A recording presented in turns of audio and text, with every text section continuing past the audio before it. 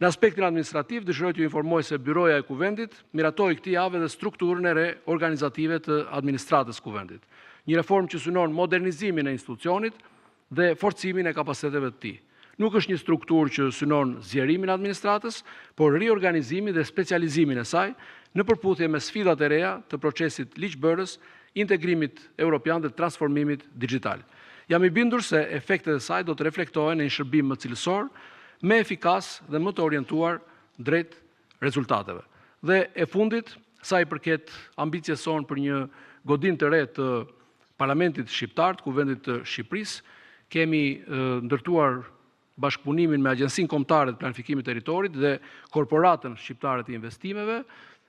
Kemi nxjerrë termat e referencës dhe kemi punuar mbi to duke shfrytzuar edhe bazën e të dhënave të referencës nga disa konkurse arkitekturore të së kaluarës, të cilat natyrisht kanë nevojë për një dorë tjetër, për një rifreskim, sidomos në aspektin e teknologjive të reja që në atë kohë nuk kanë qenë prezente dhe sot janë një fuqi e re dhe sipas planifikimit ton dhe kalendarizimit apo ekonomisë së kohës, besoj që në fund shtatori, fillim tetorit, ne do të jemi gati për të shpallur një konkurs ndërkombëtar për një godinë të re të Parlamentit Shqiptar. Shumë faleminderit, suksese dhe punë të mbarë. Faleminderit gjithë.